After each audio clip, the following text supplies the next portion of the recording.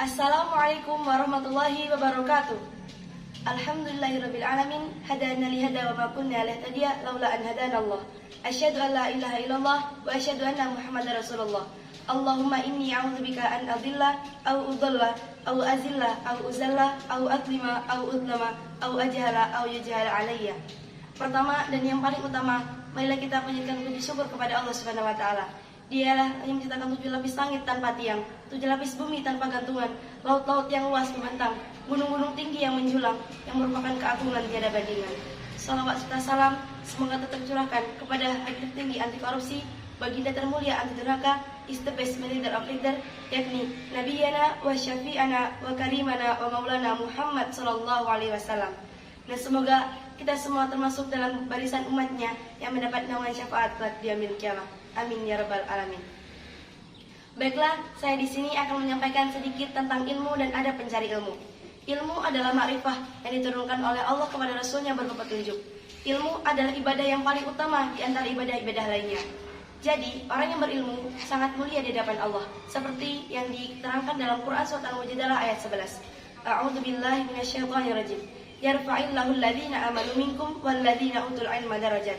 Niscaya Allah akan mengangkat derajat orang-orang yang beriman dan derajat orang-orang yang berilmu. Masya Allah, sangat mulia bukan orang yang punya ilmu? Ilmu juga bisa mengantarkan kita menuju surga. Seperti yang diterangkan dalam sebuah hadis, barang siapa yang meniti jalan untuk menuntut ilmu, niscaya Allah akan memudahkan jalannya menuju surga. Jadi, orang yang mempunyai ilmu itu sangat mulia, memiliki derajat yang tinggi, baik di hadapan Allah maupun di hadapan manusia. Tentu ya, sebelum kita mencari ilmu, sebelum kita menjadi orang yang mulia, ada beberapa adabnya. Apa saja adab mencari ilmu? Adab yang pertama, yaitu menata niat. Menata niat ini adalah hal yang paling utama sebelum kita mencari ilmu. Kita harus membersihkan hati kita dari perkara-perkara yang tidak baik. Karena pada hakikatnya, ilmu itu bertempat dalam hati. Jadi apabila hati kita kotor, hati kita dipenuhi dengan perkara-perkara yang tidak baik, ilmu tersebut tidak akan masuk ke dalam diri kita, dan kita akan susah untuk mendapatkan keberkahan ilmu tersebut. Perkara yang tidak baik itu contohnya seperti kita iri, dengki, dongkol, tidak bersyukur atas nikmat yang Allah berikan. Itu semua termasuk perkara-perkara yang tidak baik untuk hati kita. Jadi sebelum kita menuntut ilmu, kita harus membersihkan perkara-perkara tersebut. Adab yang kedua adalah khidmat kepada guru. Tentu ya, seorang pelajar seperti kita ini harus sopan santun terhadap guru, karena guru adalah perantara Allah untuk memberikan ilmu kepada kita. Jadi kita harus menunjukkan akhlak yang baik terhadap guru. Contohnya seperti apa?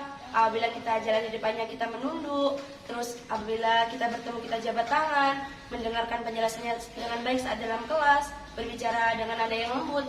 Itu semua termasuk akhlak yang baik yang harus kita miliki sebagai seorang pencari ilmu. Yang ketiga, semangat. Tentu semangat dalam menuntut ilmu ini sangat diperlukan teman-teman, karena dalam kitab Adabut Ta'lim wa Ta'allum juga dijelaskan semangat dalam menuntut ilmu ini harus, dan menuntut ilmu di usia muda ini lebih baik. Di usia muda saat ini merupakan masa yang sangat produktif untuk kita mencari ilmu atau menangkap sebuah pelajaran. Jadi, kita sebagai generasi muda, kita harus menunjukkan semangat yang tinggi dalam menuntut ilmu. Kita gali terus bakat dan potensi kita, karena tidak ada kenyamanan di hari tua bagi mereka yang malas di masa muda. Nah, itu tadi 3 perkara atau 3 adab sebelum seorang pencari ilmu. Adab yang pertama, menata niat. Adab yang kedua, yaitu khidmat kepada guru. Dan yang ketiga, semangat terus dalam mencari ilmu. Jadi mulai dari sekarang, tata kembali niat kita lebih berakhlakul karimah yang baik terhadap guru, dan kita harus semangat terus dalam menuntut ilmu, supaya ilmu yang kita dapat bisa bermanfaat untuk kita, dan kita bisa mengamalkannya untuk orang lain. Mungkin cukup sekian yang saya sampaikan, kurang lebihnya saya minta maaf, dan kepada Allah saya mohon maghfirahnya. Saya ihdinas siratal mustaqim. Wassalamualaikum warahmatullahi wabarakatuh.